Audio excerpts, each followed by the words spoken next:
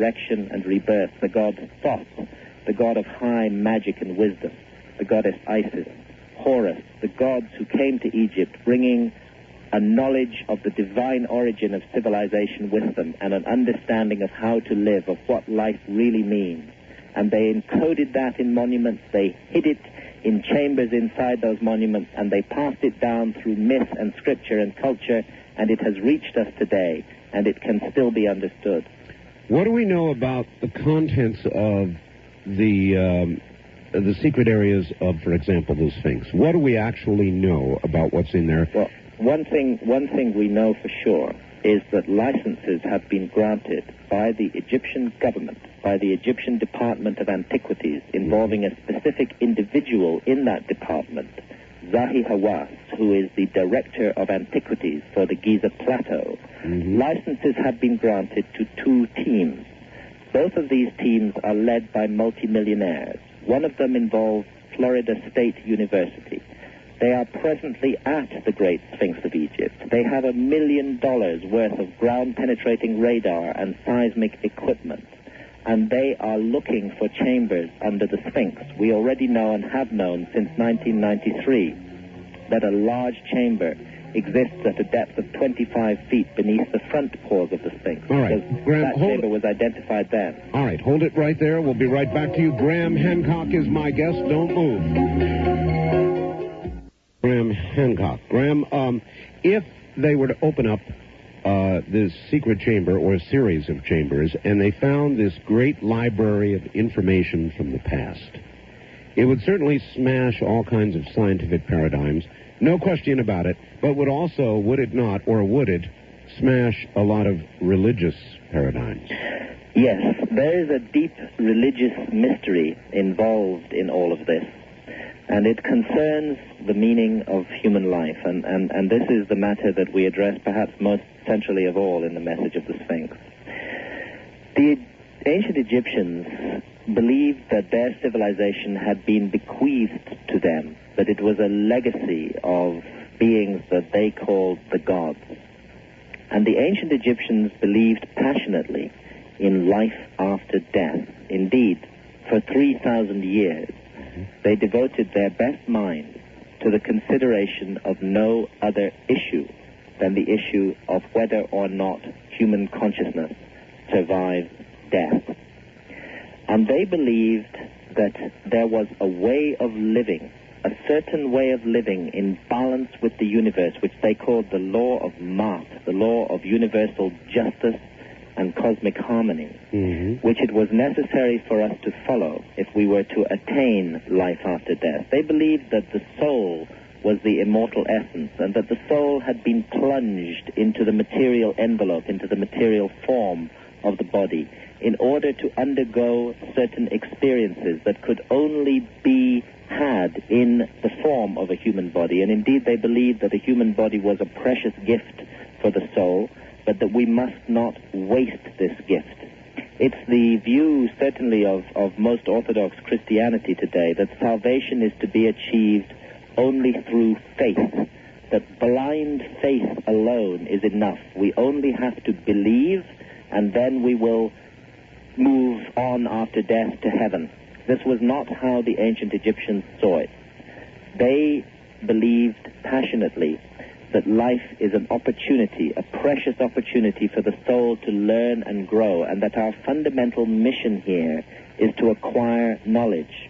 Therefore, you might sum up their system by saying, not salvation through faith, but salvation through knowledge. All right, but to be fair to the Christians, Graham, we are not without guidance. We have the Ten Commandments, we have the Bible, we have things that tell us how we should live to attain some sort of eternal position for the soul. You know, I see a direct continuity between the ancient Egyptian wisdom tradition and the early, the pure, the original Christianity. But something bad happened to Christianity at around the time of Constantine the Great, when the Roman Empire, in its jackboots, hijacked that religion, turned it into a religion that in later times would burn people at the stake for using their minds. burned people like Giordano Bruno at the stake in the year 1600. Why? Because he said there is life on other planets. Because he said the universe is filled with life, and it doesn't make sense that our Earth is the only place in the whole universe with life on it. For saying that, and for saying that the Earth revolved around the sun, which was a simple observation that had been made by Copernicus and that Giordano Bruno supported, this courageous man was burned at the stake by Christians.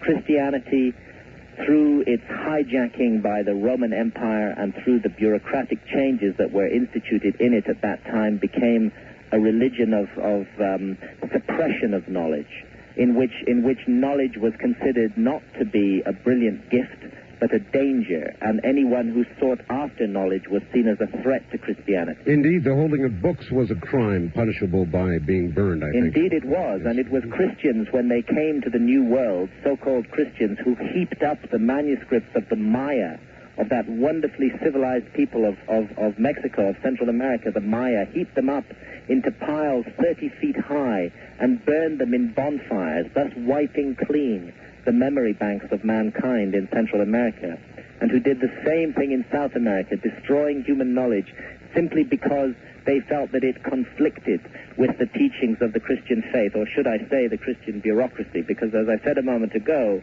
if we go back to true and original Christianity, the beginning of this religion, the Gnostic Christianity, the Hermetic Christianity, we find a religion that's totally different, and that emphasizes the need to acquire knowledge, to use this wonderful intellect that God gave us, to use our minds, not to vegetate and blindly accept dogma from people who call themselves priests, but to use our minds and our initiative and our instinct and our intuition. And this was the central concept of the ancient Egyptian religion. The ancient Egyptians spoke of the equipped spirit, that the purpose of life was to perfect the soul, to perfect consciousness, to become an equipped spirit, and that the equipped spirit would then have the ability to navigate eternity, freely, like a bird. All right, wonderful. So suppose these millionaires, with all their equipment, and then Graham Hancock and others, go over there and begin to acquire this knowledge. Wouldn't the religious capitals and power centers of the world, if not burning you at the stake, Graham, do so in sort of a modern way? In other words, that knowledge would never, ever see the light of day. I'll answer that question in a moment. I want to say something a little further first, which it's important that listeners understand about this ancient Egyptian religious system, and about why it offers something of extraordinary importance to the modern world, and about why indeed it would be suppressed by the powers that be. Mm-hmm. The ancient Egyptians spoke of a special region of the sky, and they called that region of the sky the Duat. It's spelled D-U-A-T when you transcribe it into our alphabet.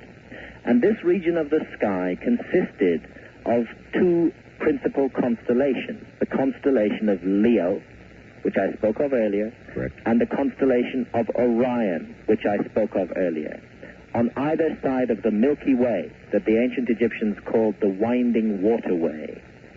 And what we're showing in the message of the Sphinx is that it is this region of the sky, this incredibly important region of the sky, through which the ancient Egyptians believed that the souls of the dead must journey after death and must undergo certain trials and ordeals for which their life was supposed to have prepared them. It is this region of the sky that is built on the ground at Giza, with the Sphinx replicating the constellation of Leo, and with the three great pyramids representing the three stars of Orion's belt. And the ancient texts, for example, the Book of What is in the Duat, which is inscribed on the walls of tombs in the Valley of the Kings in Upper Egypt, tells the initiate to do this. It says to the initiate, build on the ground a perfect copy of the hidden circle of the Duat, and know it. And through that knowledge, you may hope for eternity. And we think that's what they did.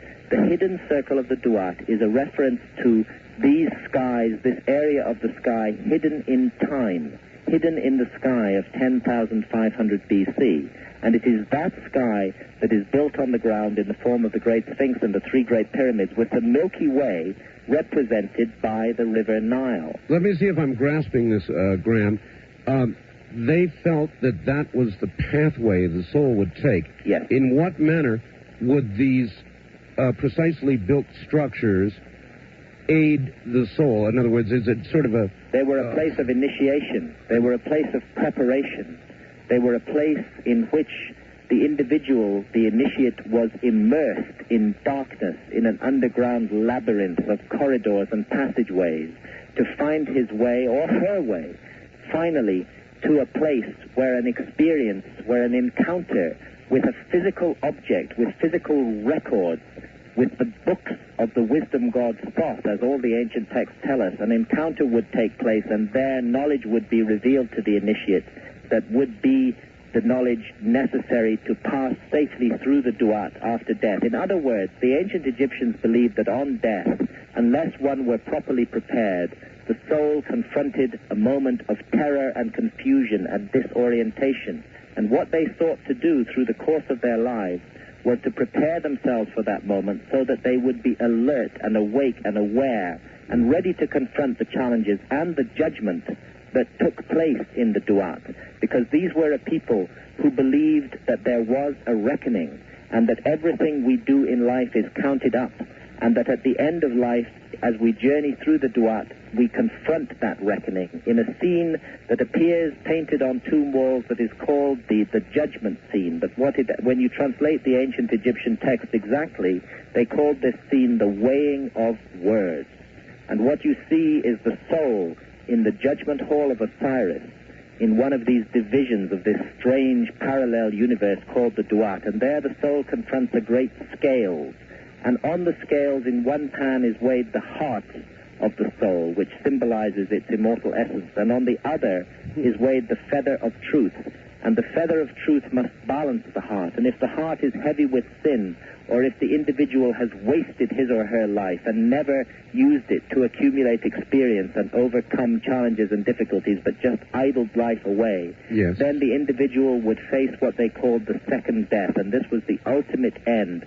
Never ever to live again, never to come back, never to have the opportunity to perfect oneself, but simply to be annihilated and never live again. On the other hand, if life had been lived well, and if the spirit were equipped, then it would pass on into eternity, or at any rate be reborn and have an opportunity to live and learn those lessons again. And the system of monuments on the Giza Plateau, we have no doubt, we set out the evidence in depth in the message of the Sphinx, but the system of monuments on the Giza Plateau was built to reflect the skies of 10,500 BC, to reflect the Duat region of the sky, to be a place of preparation and initiation, and to encapsulate and encode the knowledge of divine origin and the meaning of life that the gods brought to Egypt, as all the ancient Egyptian texts tell us. How far are the Egyptians going to let us go? The electronics is going to go over there and look as hard as it can look. What about us going in? Well, the biggest problem is human nature itself, and the biggest problem is the motives of the individuals who are presently working at this site. This story goes back to 1991 in its most recent incarnation, when John Anthony West, a very courageous man, for 20 years, John West has been trying to draw the attention of Egyptologists to the anomalous weathering patterns on the Sphinx, to the fact that the Sphinx was clearly exposed to thousands of years of heavy rainfall after it was carved. Finally, in 1991, he got Professor Robert Schoch of Boston University, a leading geologist, to join him, and subsequently their findings have been supported by hundreds of geologists around the world that the Sphinx is vastly older than 2,500 BC, because it was carved when the Sahara Desert was still green at the end of the last ice age around 12,000 years ago. But that team also conducted seismic surveys around the Sphinx, and their seismic equipment identified a large, perfectly rectangular chamber buried in the bedrock at a depth of about 25 feet beneath the front paws of the Sphinx. As soon as they'd revealed this information to the public, they were kicked off the site by the Egyptian authorities, and by a particular individual whose name I mentioned before, Zahi Hawass, who is the head of the Egyptian, of the Antiquities Organization with responsibility for the pyramids and the Sphinx. And they have never been allowed to return to continue their work. In the same year, in 1993, a German robotics engineer, Rudolf Gantenbrink, as I mentioned earlier, used a robot to explore the so-called southern shaft of the Queen's Chamber in the Great Pyramid. Right. And after a journey of 200 feet, discovered a door at the end of that shaft. And the same thing precisely happened to him. He released the information to the public, and he was kicked off the site and has never been allowed to return to continue his work. In 1995, realizing that he would never be allowed to come back, he offered to donate his robot to the Egyptian authorities and to train an Egyptian technician to do the job. And they wrote back to him and they said, "We're sorry, Mr. Gantenbrink, thank you for your kind offer, but we're much too busy at the moment, please go away." And there the situation rested for some time. And Just now? this year, as we expose in the new book and as we've been trying to draw public attention to, a scandal has begun to unfold.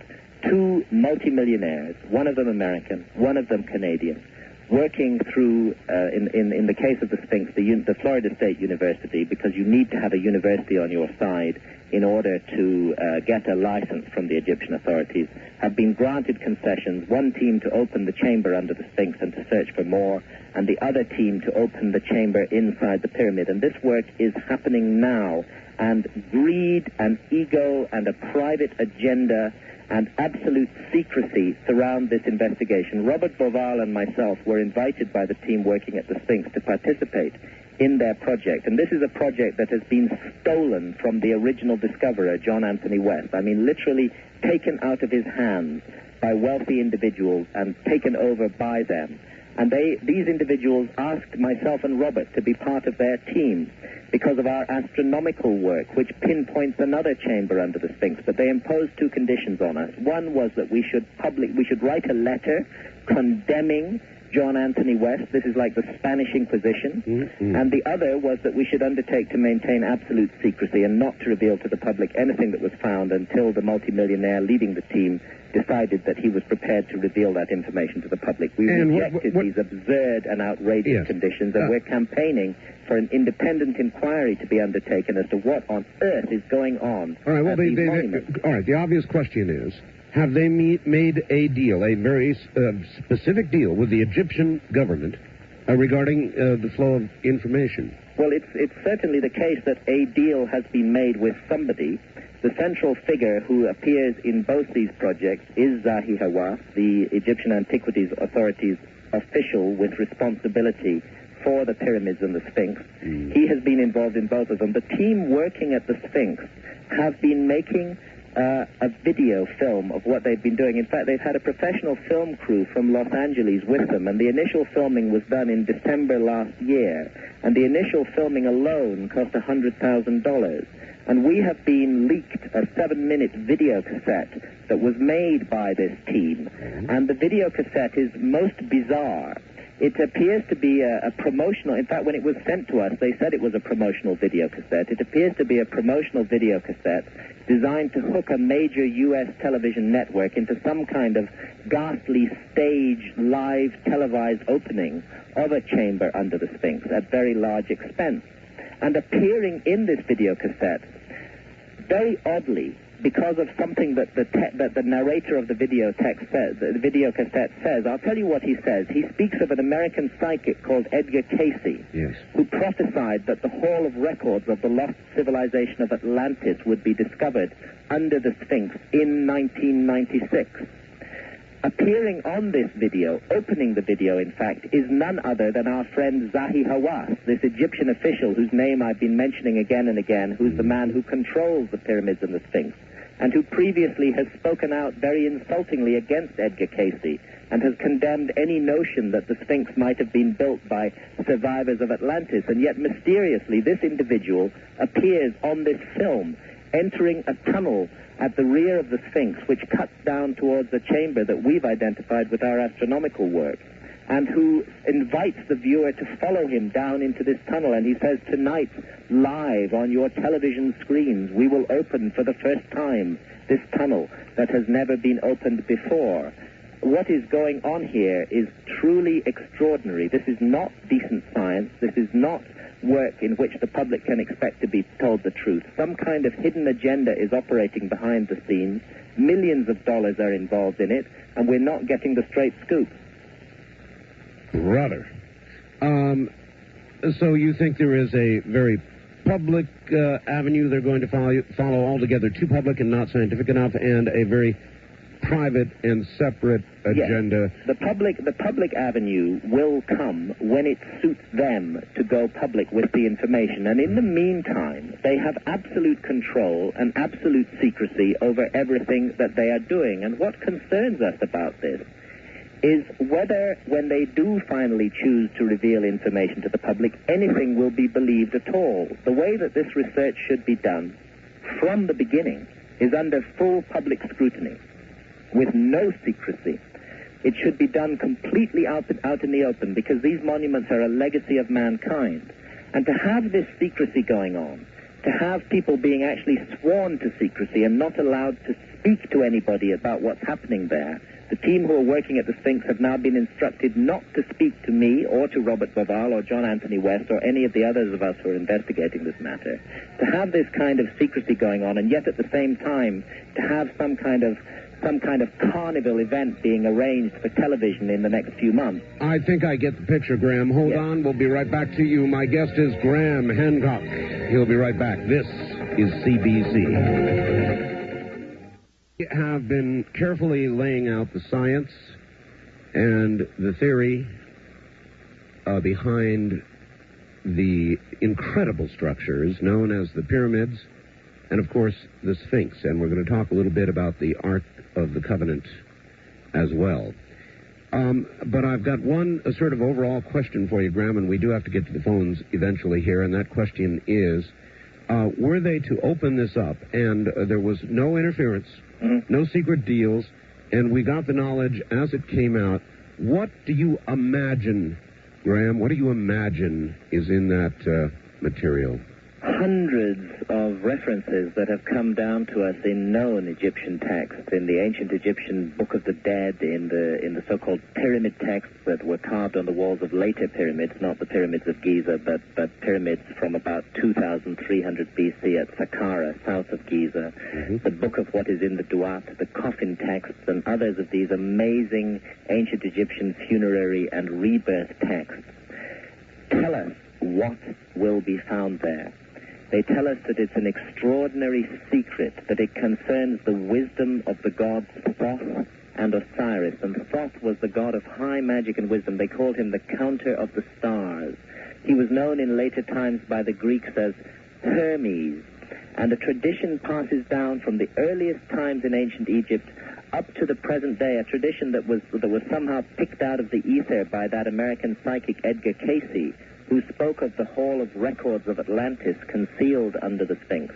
And I've been speaking, by the way, of this American multimillionaire who's financing this so-called project at the Sphinx at the moment involving Florida State University. I have to tell you that this individual is a life member of the Association of Research and Enlightenment, which is the Edgar Cayce organization. And while I want to stress that I regard Edgar Cayce with the highest respect, and also the Association for Research and Enlightenment with the highest respect, but that doesn't mean that, like any other organization, it doesn't have a few members who are loose cannons, particularly if they've got $100 million in the bank. This Edgar Cayce, I'm going to tell you what the Egyptian texts tell us is in those chambers, but I need to just give a bit more background first. All right. This Edgar Cayce organization, the Association for Research and Enlightenment, is a psychic organization, and normally Egyptologists and psychics mix about as well as polecats and chickens. Egyptologists deride psychics and they insult them and they claim that they're cranks and kooks and all of that kind of stuff. We were interested to discover that the leading Egyptological expert on the Great Sphinx, a man who is the voice of orthodoxy on the Great Sphinx, a man who has spoken out in many public fora insisting that the Great Sphinx was built in 2500 BC, the orthodox view, and that it was simply a great statue to aggrandize the ego of a pharaoh called Khafre, a man whose work has been regularly published in National Geographic magazine, who's a pillar of the establishment, a professor at the Oriental Institute in the University of Chicago, Professor Mark Lehner. We were astonished to discover that his education at the American University in Cairo was paid for by the Edgar Cayce organization and by friends of the Edgar Cayce organization, including certain millionaires, and that for many years after he graduated from the American University in Cairo, He continued having exclusive access to the Sphinx to carry out research projects financed by the Edgar Cayce organization and by the Friends of the Edgar Cayce organization. Mark Lehner has admitted this to us, and we've published in the Message of the Sphinx an appendix, a letter from him, in which he admits this connection to us. And this is why we feel that the independent inquiry that is desperately needed into what is going on at the Sphinx and inside the Great Pyramid cannot be carried out by Egyptologists. We think that the whole discipline of Egyptology is compromised by what has been happening at the pyramids and at the Sphinx. Independent inquiry needs to be conducted, perhaps best of all, by the world's media. And in fact, we find that this compromising of Egyptology goes back a very long way. That in part of our book, in part 2 of the Message of the Sphinx, we look at Egyptology over the last 100 years and how it has systematically neglected and ignored crucial aspects of the Pyramid of the Sphinx, and sometimes even misinformed the public about what is happening there. For example, certain mysterious relics were found inside the shafts of the Great Pyramid, and this was never publicly announced. They were hidden away in a drawer in the British Museum until we unearthed them, and my colleague Robert Baval was instrumental in that. An iron plate was discovered at the end of the mouth of the southern shaft of the so-called King's Chamber, a shaft that targets the lowest of the 3 stars of Orion's belt. This iron plate was discovered in 1837, deeply embedded in the masonry of the Great Pyramid and clearly contemporary with the building of the pyramid. Egyptologists refused to accept that it could be contemporary because it doesn't fit their paradigm of history. They believe that the Iron Age started in Egypt in 600 BC, and therefore an iron plate in a monument that is at least 4,500 years old doesn't fit their theory. So instead of making public knowledge about this mysterious discovery, they hid it away in a drawer in the British Museum, from which Robert and I unearthed it in 1993. There has been a systematic dishonesty about these monuments going on for a very long time, and we think that the entire discipline of Egyptology is compromised and thoroughly discredited by the way that it has handled research at this site. And this unfortunately comes to a head with this most important matter of the hidden chamber under the Great Sphinx and the hidden chamber inside the Great Pyramid. Just to close this story, I'll quote you from a recorded telephone interview that I did with the millionaire who's financing the other project. He's a Canadian millionaire, and he's financing the opening of the door at the end of the southern shaft of the Queen's Chamber. Yes. And he said to me, I'm working with a private guy who is a personal friend of Hawass, and that's Zahi Hawass again. Right. And we are absolutely going to drum this thing to death. Whatever the event we are going to stage, it will be televised live.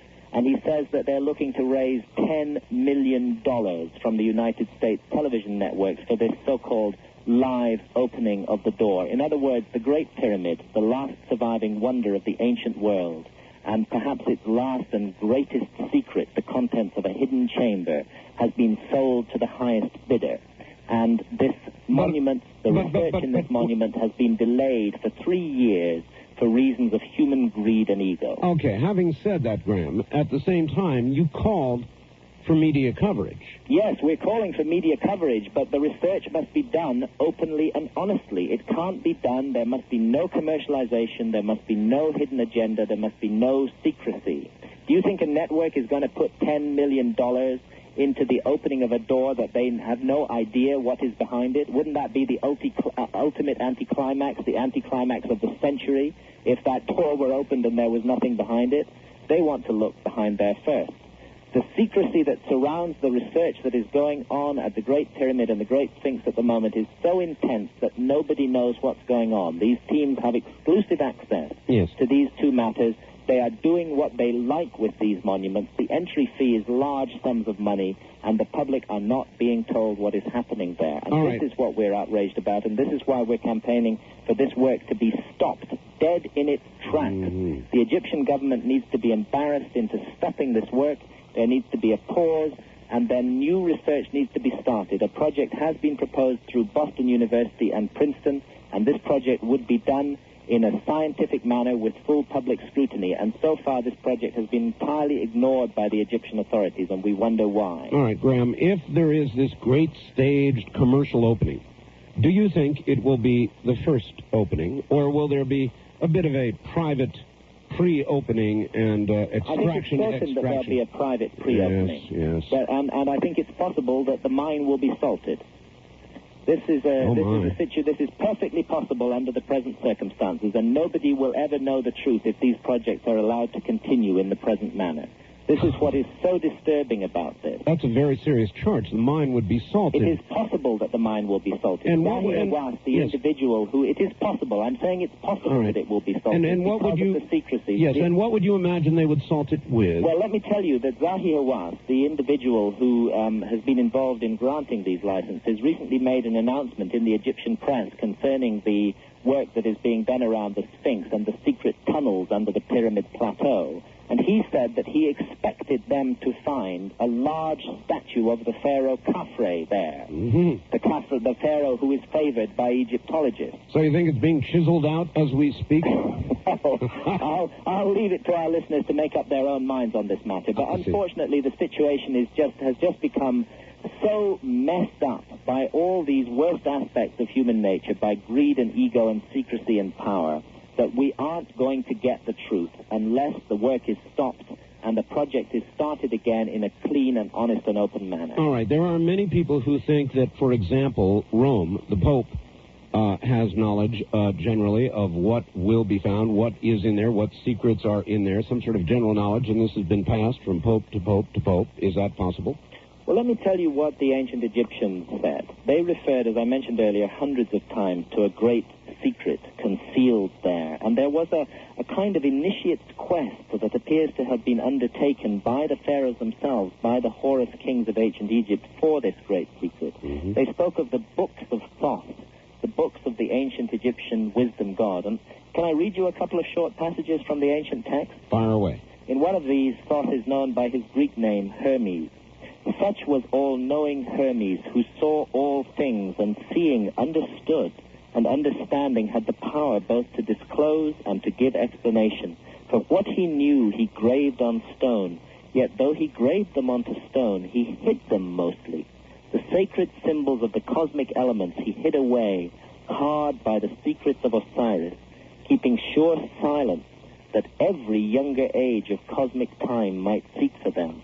And in another passage, Thoth, the god of wisdom, speaks of his holy books that he has concealed at Giza, and he says, O holy books, who have been made by my immortal hand, by incorruption's magic spells, free from decay, throughout eternity remain, and incorrupt from time, become unseeable, unfindable, for everyone whose foot shall tread the plains of this land, until old heaven doth bring forth meet instruments for you.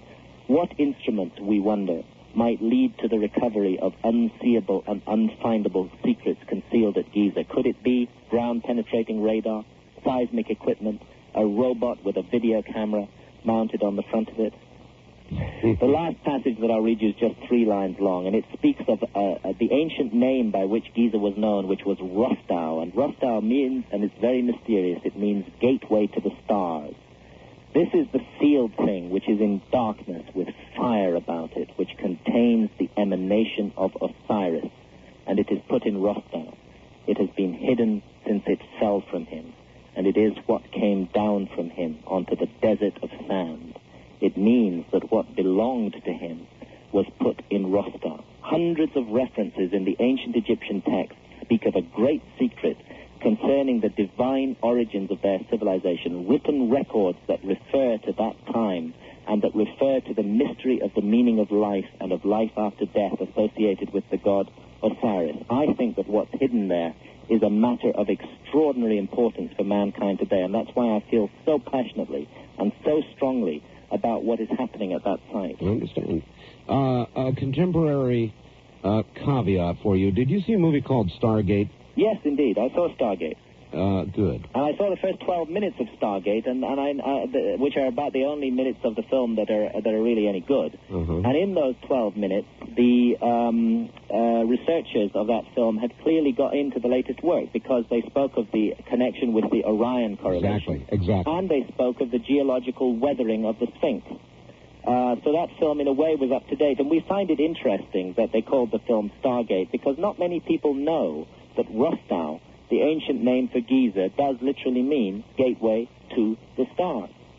That was going to be my question, Graham. Might, along with whatever else may be there, might there in effect be a gateway? We think that this is precisely what the monuments are. They are a gateway to the stars. They're a gateway to this region of the heavens that the ancient Egyptians called the Duat. They're an interface between this material life and the life beyond death that the ancient Egyptians believed was experienced in that region of the sky through which the soul had to dwell, to travel. A physical interface. Extraordinary monuments with a transformatory capacity on the human mind that can lift the mind out of the body, lift spirit out of matter, help us to realize what we really are. Yes, they are a gateway to the stars. Should we have such a thing, Graham? Well, we do have such a thing, and it was created with extraordinary intelligence and skill, and it was created for a purpose. And those chambers, so cleverly and cunningly concealed beneath the Sphinx and inside the Great Pyramid, were meant to be found, so that every younger age of cosmic time might seek for them, as the ancient texts say. Right, they were meant to be found. Right, let me rephrase the question. Do you believe we're ready to find them? I think if there were ever a time when mankind needed this wisdom that is hidden there, this legacy that the ancient Egyptians themselves inherited, this ancient legacy of wisdom and knowledge, that time really a power of evil is afoot in the world, which is trying to persuade all of us that life has no meaning. And that's why there's so much viciousness and cruelty and hateful behavior in the world today. We need this knowledge, we need this wisdom now, and it is there, and people foresaw this long ago. All right, Graham, hold on. It sounds to me a lot like what I call the quickening, economically, politically, socially. Every single avenue of human endeavor that you can measure these days is worsening, quickening, becoming harder to deal with, harder to understand. Life these days means increasingly less as events begin to move faster and faster and faster. Graham Hancock, back in a moment. I'm Art Bell, and this is CBC. Back now to Graham Hancock. Graham, are you there? Yes, I'm still here, fading fast. It's getting close to 4 in the morning here, and I've got to get up in about 2 hours, but I'm still here. Oh, my. All right, Graham, so all this incredible information may be below the Sphinx, may be contained yet in the pyramids. I've got to ask you about the Ark of the Covenant. Yeah. You believe that it is real, it is locatable. My first book in this series of books, and they are a series of books during which I have personally developed as a researcher and during which I've undergone transformatory experiences that have changed my whole way of looking on life. My first book that plunged me into this huge area of mystery was The Sign and the Seal. Right. Before that, I was a correspondent for The Economist. I was a hard-edged journalist. I was interested in politics, wars, famine, economics, that kind of stuff. And I was an investigative researcher, and just by the sheerest luck, by luck in my life, I came across the Ethiopian claim to possess the Ark of the Covenant. And this claim led me into the realm of mystery that brought me to the pyramids and finally to this story that we tell in the Message of the Sphinx and that I preceded with Fingerprints of the Gods. But the Ark of the Covenant was the beginning of it all for me. Right. And in order to follow up the Ethiopian claim to possess the Ark of the Covenant, I had to try to understand what this mysterious object really is. I had to go into all the ancient accounts that speak of it, the accounts in the Bible and many, many accounts outside the Bible. There are more than 200 references to the Ark of the Covenant in the Bible before the time of Solomon. And after the time of Solomon, it is almost never spoken of again, and all the references to the Ark describe a most extraordinary and mysterious object. Would you, if you could, open it? No, I would not. I would not. I have studied this matter very closely. I began to wonder what the Ark is, what it really is. When I came at last at the end of my long journey, which brought me through Egypt, across the deserts of the Sudan, during the Ethiopian Civil War in 1991, and finally up into the highlands of Ethiopia to the city of Aksum, and at last to the monastery, at the heart of which stands the sanctuary chapel in which the Ethiopians claim that the Ark of the Covenant is kept, I was determined to get inside that chapel and see the Ark. And then I encountered the guardian of the Ark, a single, pure, and holy monk whose responsibility it is to go before this object every day, to burn incense before it, and to offer prayer before it. And he spoke to me about the Ark, and the things that he told me made me quite certain that I didn't want to get inside. And even if I had wanted to go inside, I would never have been allowed. The city of Aksum stands at the heart of the Tigrayan rebellion. The biggest standing army in Africa, the tyrannical, dictatorial army of the former dictator of Ethiopia, Mengistu Haile Mariam, was overthrown by the people of Tigray. And at the heart of the province of Tigray is the sacred city of Aksum, and it's a city which is guarded by fierce and independent people, and they would never allow anybody to get into that chapel on pain of death. I understand, but I want to know. But if I could get in there, would I open it? No. Why not? I would not open the Ark. Why not? For two reasons. Firstly, because of the aura of sanctity and mystery that attaches to it, and in some matters I do not think we should dabble. And secondly, because this object, in all the descriptions, it comes across as immensely deadly, physically dangerous. I have now spoken, I've had the opportunity to speak with a series of guardians of the Ark in Aksum. They have a very short lifespan. Once they are appointed to this position, they rapidly become sick. They develop cataracts over their eyes. One of them, Tesfa Miriam, the one I interviewed at the end of The Sign and the Seal, Gebra Mikael, who I spoke to in 1991, died a few months later. His position was taken by another monk called Tesfa Miriam, and I met Tesfa Miriam on 3 occasions over a 6-month period.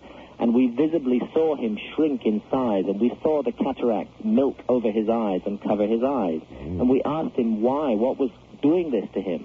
And he said, it's the Ark. It's the Ark of the Covenant that is doing this to me.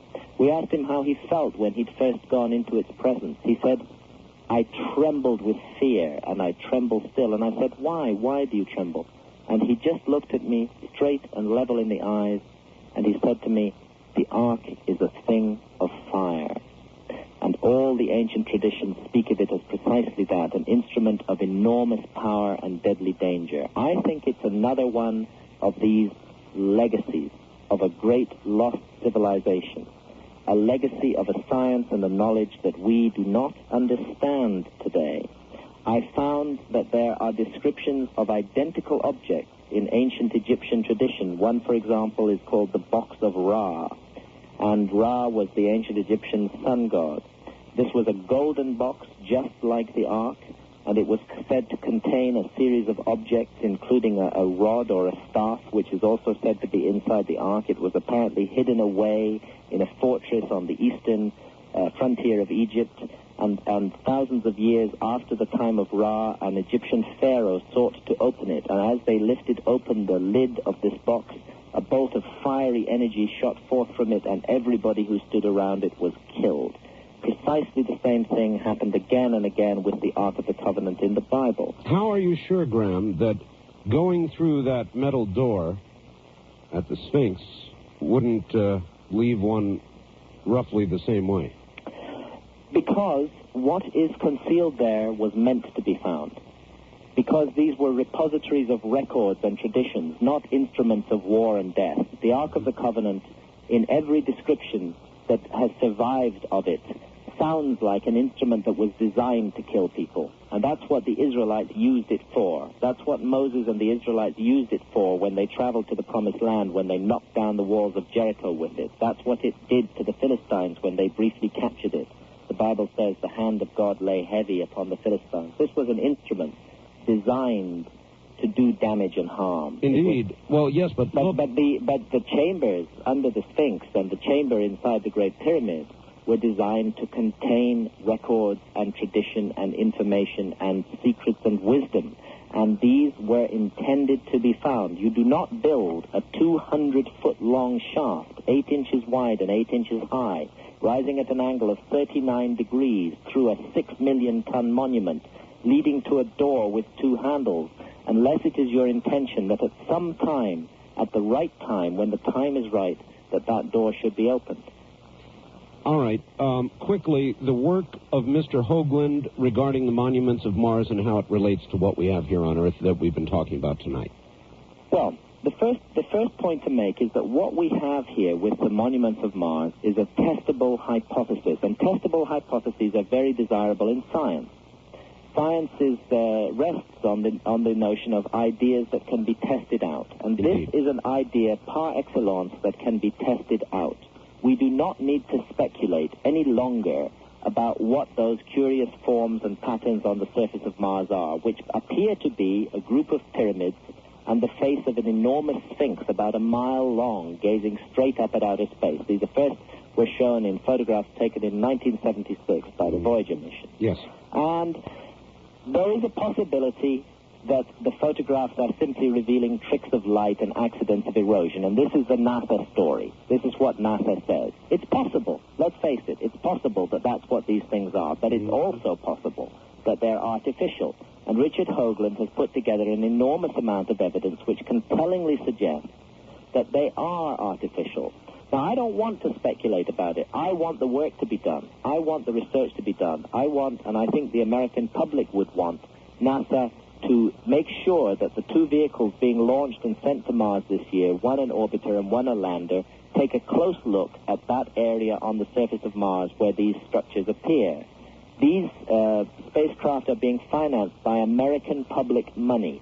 They belong to the American public. They do not belong to a few bureaucrats with fixed and rigid ideas. And I think the American public, in their masses, in their millions and tens of millions, would wholeheartedly endorse the use of these vehicles to closely re-photograph those structures on Mars, and the use of the lander to land at that point, which is called Cydonia, and to find out precisely what these things are. If they turn out to be just tricks of light and erosion, then the experiment will still have been worthwhile, and we can draw a line under the matter and forget about it. But my goodness, if they turn out to be artificial structures, then everything changes. Our whole view of life in the solar system changes.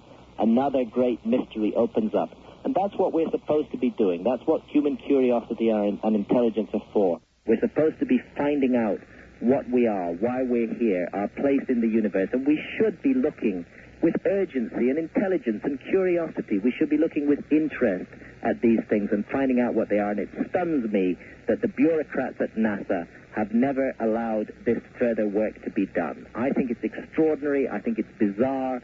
I'm not surprised that all manner of conspiracy theories have grown up around this. It's an outrageous situation. These monuments should definitely be studied if they are monuments. Let's find out what they are. Richard has renamed his mission, the Enterprise mission, to boldly go where someone has gone before. Yes.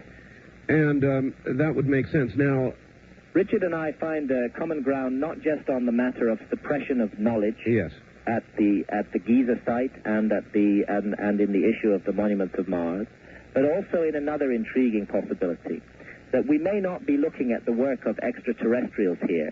We may be looking at a fingerprint of a distant, lost human civilization. Yes. That an earlier human civilization may have made the climb to the level that we have now reached, where it was capable of exploring neighboring planets in the solar system, and that earlier lost human civilization, spoken of in all the myths and legends of mankind, may have left those monuments on Mars, and that when we get there, what we'll find is ourselves. This is the possibility that haunts me. Again, I don't know if that's the case, but I think we should do the work. I think we should find out. If you were to have to hazard a guess regarding Mars and the pyramids and the Sphinx and all the rest of it, what is your best guess? In other words, are the aliens us? Well, I'm quite certain that the monuments on the Giza plateau are us. This is the work of human beings. And this is the work designed to carry a great human knowledge and a great human secret. I do believe that these monuments are the legacy of a lost human civilization which knew things that we don't know and which understood the mystery of life far better than we do. Yes, designed by and built by humans? Oh, yes, designed by and built by humans. I see no need to involve aliens in explaining these monuments on Giza. I think it's a good principle in science that if a simple and elegant explanation exists for a mystery, it is preferable to a more complicated and clumsy explanation. And yet it doesn't really. You articulated that in the beginning of the interview, that we really could not have built those things. No, we could have built those things. We just have to abandon our prejudices and assumptions about the past of mankind, that's all. We just have to stop accepting the porridge that's handed out to us by our established academics, who insist on believing that our civilization is the only civilization that has ever reached a high level of development. We have to consider the possibility that we're a species with amnesia, that there is a forgotten civilization way back in our past that was every bit as advanced as we are, perhaps more so, that could do things that we can't do, and that left its fingerprints all around the world. That's fingerprints of the gods. That's the message of the Sphinx. That's what my work is all about. So we could have built those things, but only with the science that we do not today understand. Yes.